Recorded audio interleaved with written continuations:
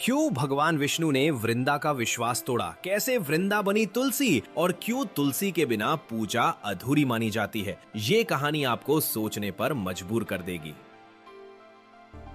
तुलसी का पौधा सिर्फ एक पौधा नहीं है, ये एक अधूरी प्रेम कहानी है। एक ऐसी कहानी जहां भक्ति थी, विश्वास था, लेकिन अंत बेहद दर्दनाक था। एक ऐसा सच जो हर घर में मौजूद है, लेकिन बहुत कम लोग जानते हैं। आज हम सुनेंगे वृंदा की कहानी जो अंत में बन गई तुलसी।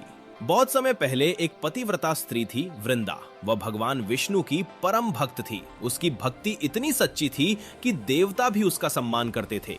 वृंदा का विवाह हुआ था एक शक्तिशाली असुर राजा जलंधर से। लेकिन जलंधर कोई साधारण असुर नहीं था। उसकी शक्ति का रहस्य था वृंदा की पवित्रता और उसकी अटूट निष्ठा। जलंधर अपनी शक्ति के बल पर देवताओं को चुनौती देने लगा। इंद्र, ब्रह्मा और देवताओं की सेना भी उसे हरा नहीं पा रही थी, क्योंकि जब तक वृंदा का विश्वास अटूट था, जलंधर को कोई नहीं मार सकता था। तब सभी देवता भगवान विष्णु के पास गए और उनसे सहायता मांगी। भगवान विष्णु जानते थे कि जलंधर को हराने का एक ही तरीका है, वृंदा की भक्ति को तोड़ना। लेकिन यह आसान नहीं था, क्योंकि वृंदा निर्दोष थी। फिर भी सृष्टि की रक्षा के लिए विष्णु ने एक कठिन निर्णय लिया। उन्होंने जलंधर का रूप धारण किया और वृंदा के सामने प्रकट हुए। वृंदा ने अपने पति को सामने देखा और पूरी श्रद्धा से उनके चरणों में झुक गई। लेकिन जैसे ही उसका विश्वास टूटा, उसी क्षण जलंधर युद्ध में मारा गया। और फिर वृंदा को सच्चाई का एहसास हुआ।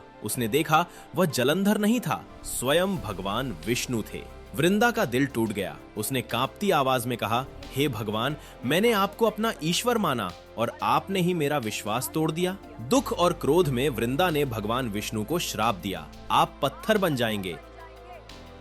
और तभी से भगवान विष्णु शालिग्राम रूप में पूजे जाते हैं। इसके बाद वृंदा का दिल इस दुनिया में नहीं रह सका। उसने अपने प्राण त्याग दिए, लेकिन उसकी भक्ति इतनी पवित्र थी कि भगवान विष्णु भी भावुक हो गए। उन्होंने कहा, वृंदा, तुम धरती पर तुलसी बनकर जन्म लोगी और तुम्हारे बिना मेरी पूजा अधूरी होगी। और तभी से वृंदा बन गई तुलसी। कार्तिक मास में तुलसी का विवाह भगवान विष्णु के शालिग्राम रूप से होता है। लेकिन ये सिर्फ एक परंपरा नहीं है, ये उस अधूरी कहानी का अंत है जहां भक्ति और भगवान फिर मिलते हैं। याद रखिए, तुलसी सिर्फ एक पौधा नहीं है, ये एक प्रेम है, एक त्याग है, एक विश्वास है जो आज भी जिंदा है।